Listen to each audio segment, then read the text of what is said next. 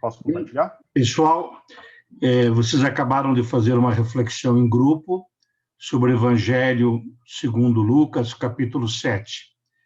Agora, então, nós teremos uma reflexão sobre esse capítulo, que será feita pelo Vinícius.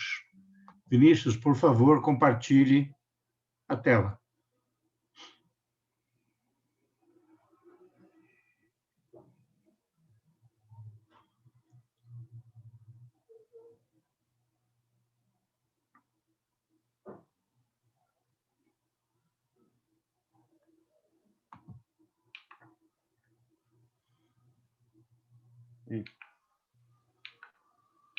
Só um minuto.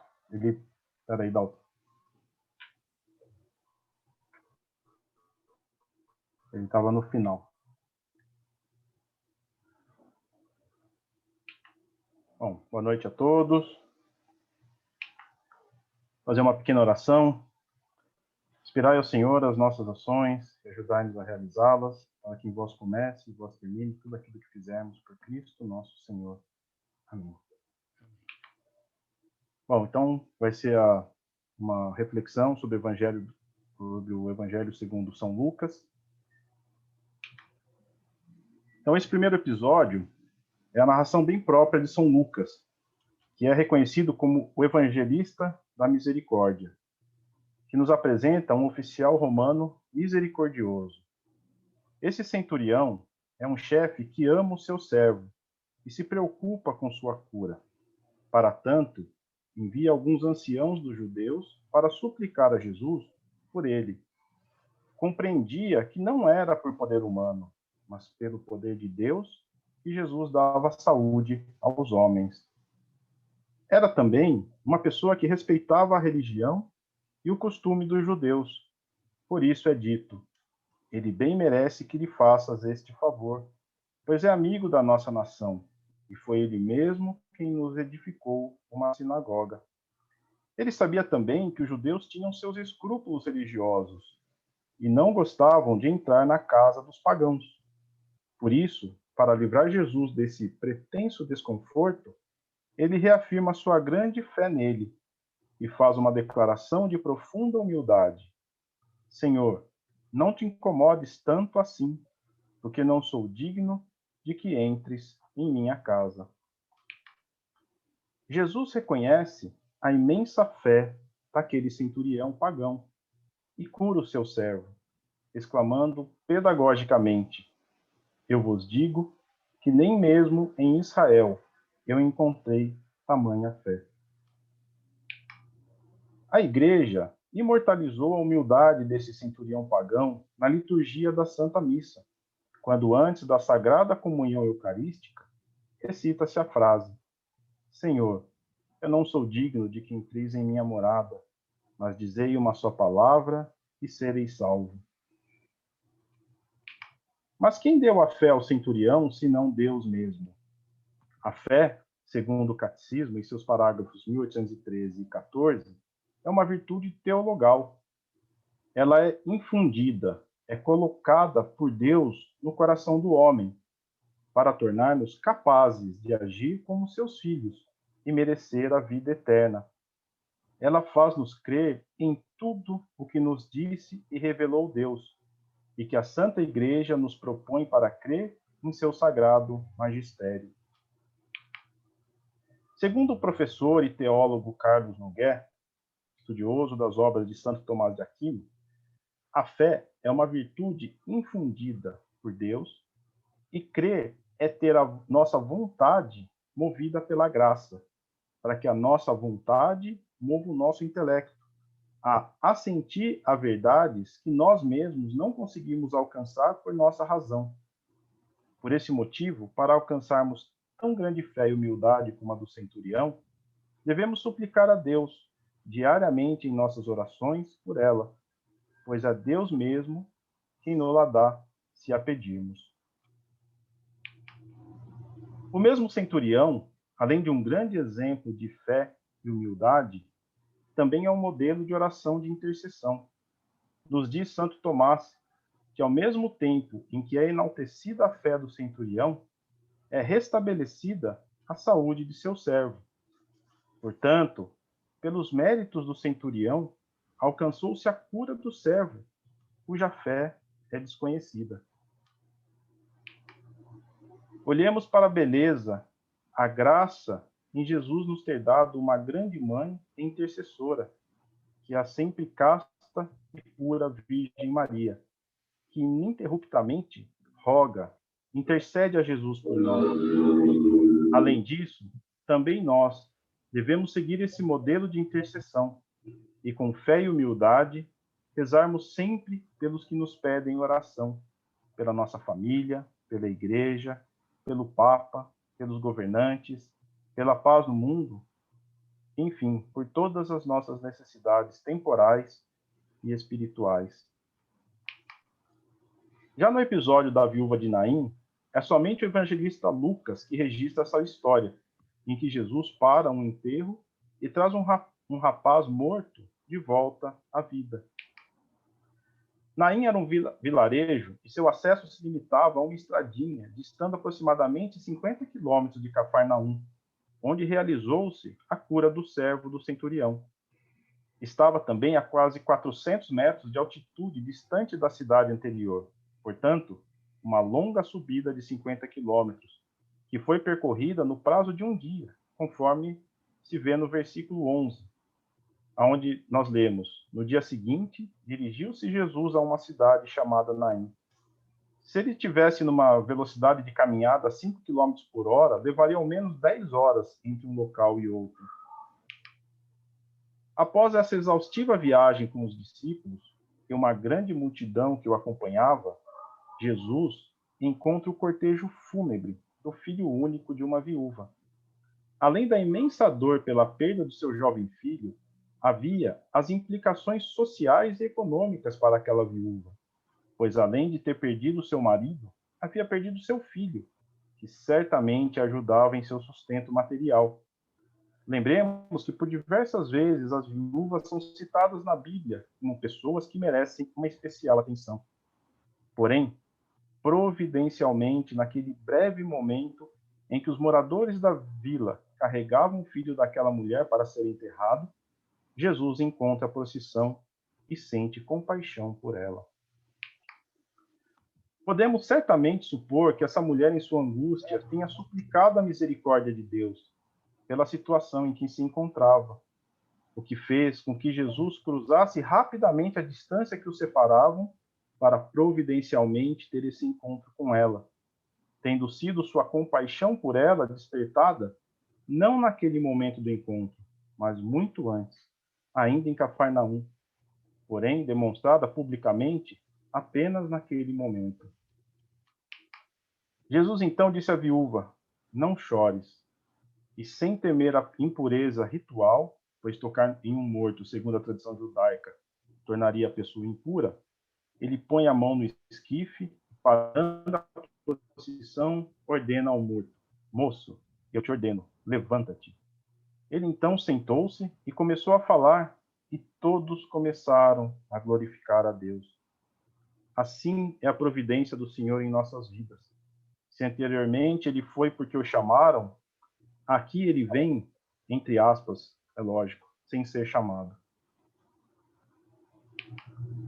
Também nos ensina Santo Tomás que Deus começa, tanto nesse relato como em outras oportunidades, a operar milagres menores para acostumar nossa fé aos maiores.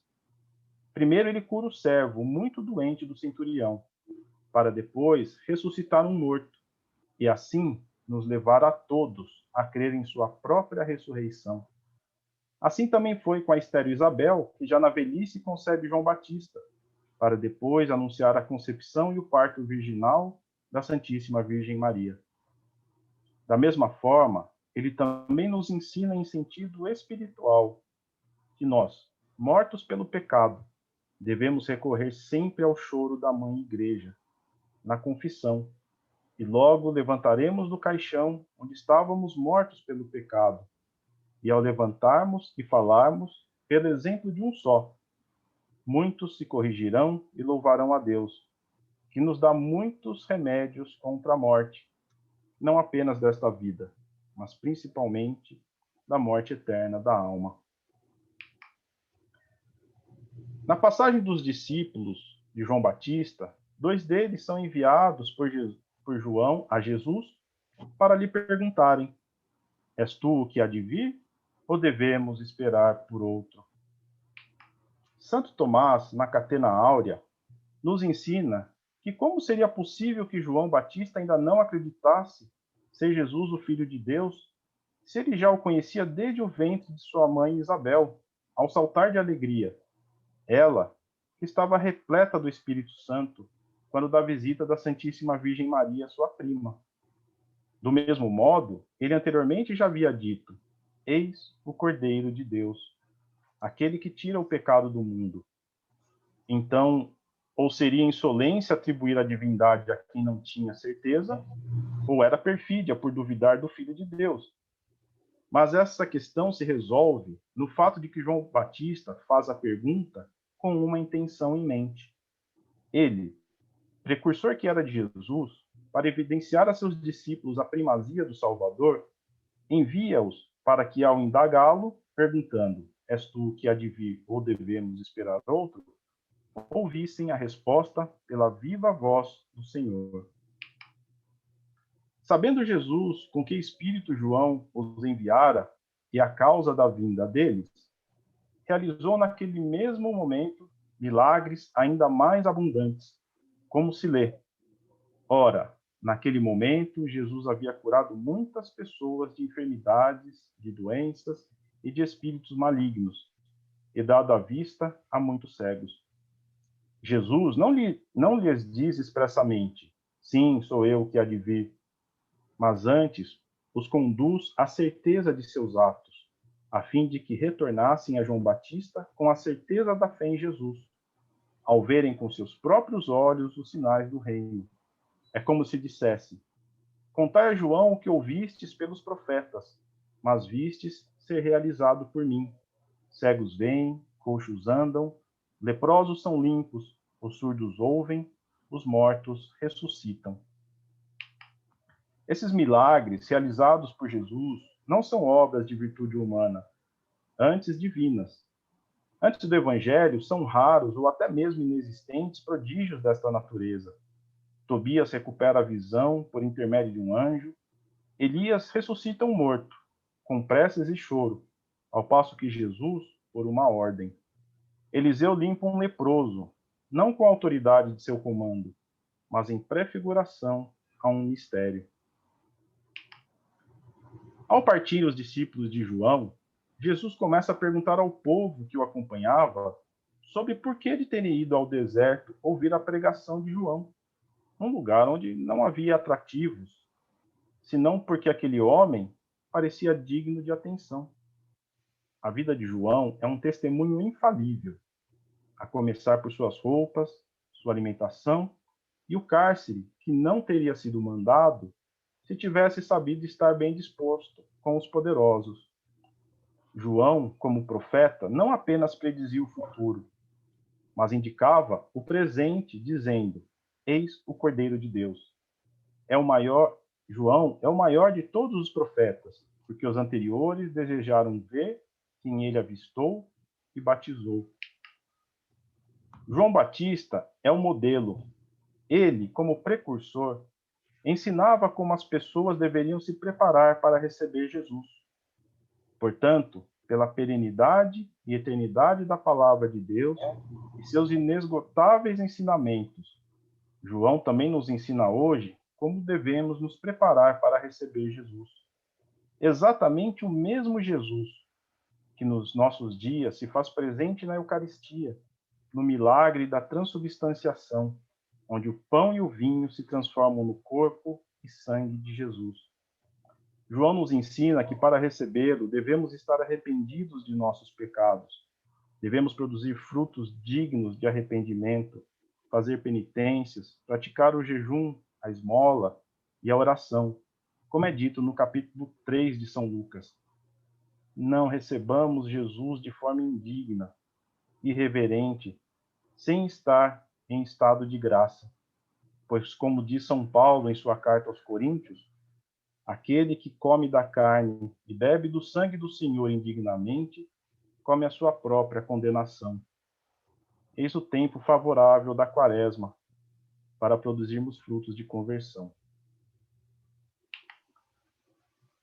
Nesse mesmo sentido, de proclamar sua infinita misericórdia e seguindo uma temporalidade pedagógica da revelação divina, São Lucas mostra agora, na prática, o que Jesus havia apresentado com palavras neste episódio da pecadora arrependida.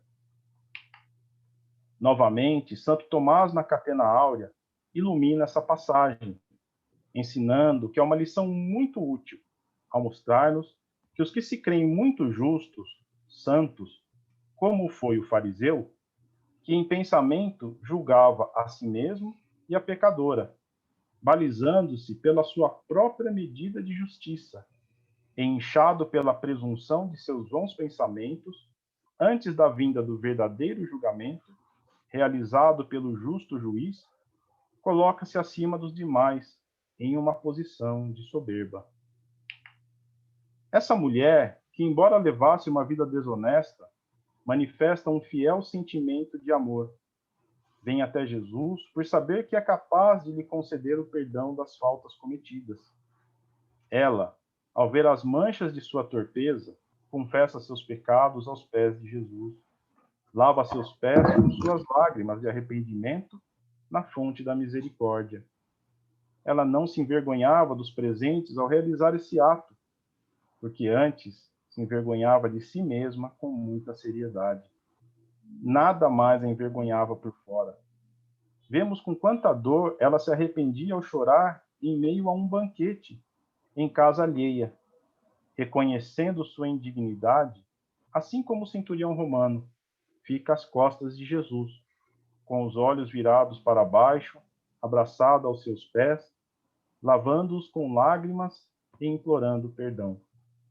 Ela, que anteriormente desejava com seus olhos as coisas terrenas, agora chorava para castigá-los. Antes, arrumava seus cabelos para embelezar seu rosto. Agora, enxuga suas lágrimas nos pés de Jesus. Sua boca, que manifestava soberba, agora beija os pés do seu Senhor. O perfume que antes usava em seu corpo para adoçar o cheiro de sua carne, agora o oferecia a Deus. Já o fariseu, ao ver essas coisas, despreza e condena não só a mulher, mas também a Jesus por acolhê-la. Eis aí o fariseu, verdadeiramente soberbo e falsamente injusto, a repreender a uma doente por sua doença e ao médico pelo socorro. Jesus estava, na verdade, entre dois doentes, mas um, em meio à febre, conservava os sentidos, ao passo que o outro perdera os sentidos do espírito, orgulhoso de sua falsa justiça e enxergava a força de sua falsa saúde. Jesus, ao perceber-lhe os pensamentos, diz que tinha algo a dizer e conta a parábola dos dois devedores e diz: um credor tinha dois devedores, um lhe devia 500 denários e o outro 50. É como se dissesse: tu tão pouco estás livre de dívidas, e que te importa se as suas são menores? Não te assoberbes, porque tu também necessitas de perdão. Por isso, acrescentou na parábola: não tendo eles com que pagar, perdoou a ambos a dívida. Ninguém, por conta própria, livra-se da dívida do pecado, a não ser que pela graça divina alcance o perdão. E ao perguntar-lhe o sentido da parábola sobre quem o credor havia amado mais ao perdoar a dívida, este respondeu-lhe que é o que devia mais. E Jesus, então, contrapõe a hospitalidade de ambos ao recebê-lo. Enquanto um nada ofereceu, a outra oferece toda a sua vida. Acontece muitas vezes que quem muito pecou se purifique pela confissão. Já quem pouco pecou, por sua arrogância, não procura o médico nem o remédio na confissão. Por isso, Jesus diz: mas aquele a quem pouco se perdoa, pouco ama, mostrando que o amor da mulher foi a consequência do perdão e não a causa dele, como ensina o Catecismo no parágrafo 2712. São João Crisóstomo diz que ninguém que esteja em pecado se desespere, mas tampouco relaxe quem está cheio de virtudes. São João Paulo II, em sua exortação apostólica, chamada Reconciliação e Penitência, afirma: a perda do sentido do pecado é uma forma de negação de Deus. Alguns, por exemplo, tendem a substituir posições exageradas do passado por outros exageros. Assim, da atitude de ver o pecado em toda a parte, passa a não vislumbrar o pecado em parte alguma. Passa-se do exagerado temor das penas eternas à pregação de um amor de Deus que excluiria toda e qualquer pena merecida pelo pecado. Excluem a severidade do esforço para corrigir as consequências do pecado a um pretenso respeito pela consciência, até suprimir o dever de dizer a verdade.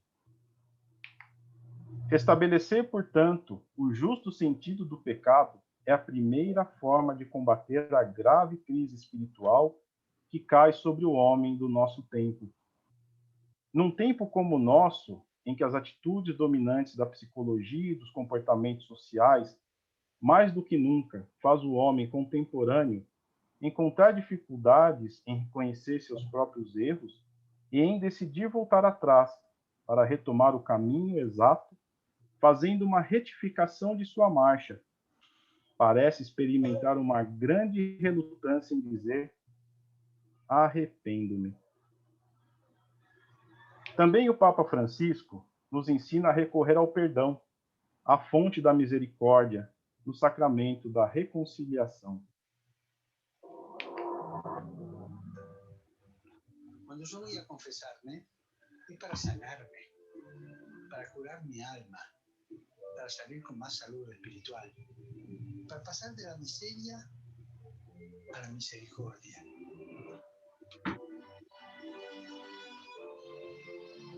El centro de la confesión no son los pecados que decimos, sino el amor divino que recibimos y que siempre necesitamos. El centro de la confesión es Jesús que nos espera, nos escucha y nos perdona.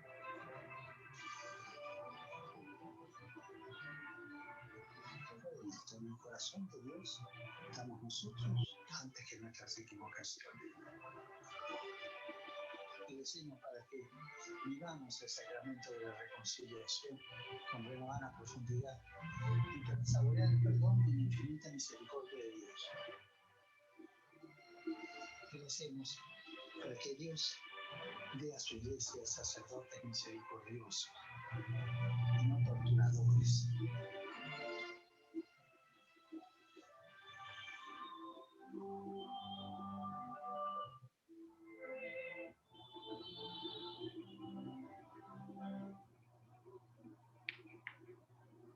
E, finalmente, no Diário de Santa Faustina, parágrafo 1602, Jesus diz a ela: filha, quando te aproximas da Santa Confissão, dessa fonte da minha misericórdia, sempre descem na tua alma o sangue e a água que jorram do meu coração e enobrecem a tua alma.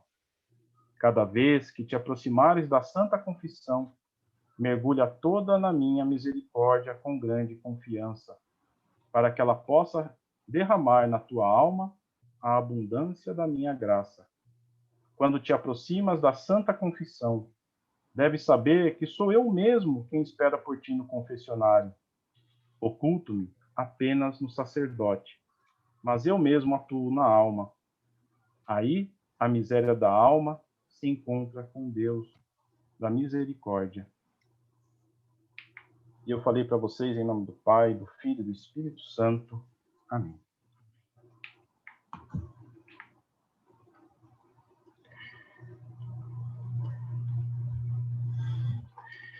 Bem, uma pequena errata para os que forem depois acompanhar o vídeo, onde aparece a citação de Marcos, é Lucas 7. Bom, vocês já apresentaram nos pequenos grupos aquilo que vocês pensam, aquilo que vocês meditaram sobre esse capítulo 7. E agora, então, é um momento especial e um pouco diferente, porque nós vamos trazer nessa terceira sala, nessa terceira reflexão em grupo, o que é essa passagem do Evangelho, o que esse capítulo do Evangelho fala na minha vida. Que significado tem isso para a minha vida? O que o Senhor está falando na minha realidade? Nós devemos sempre lembrar que a nossa reflexão não é uma reflexão simples, porque nós, o tempo todo, invocamos a ação do Espírito Santo. Então, nós estamos em oração. Esse nosso grupo, essa nossa partilha é em oração. E agora, então, vamos exercitar nos pequenos grupos a nossa oração pessoal como resposta ao que o Senhor nos propôs neste Evangelho. Então, nós teremos, mais uma vez, 30 minutos e depois, então, retornaremos a esta sala. Até já.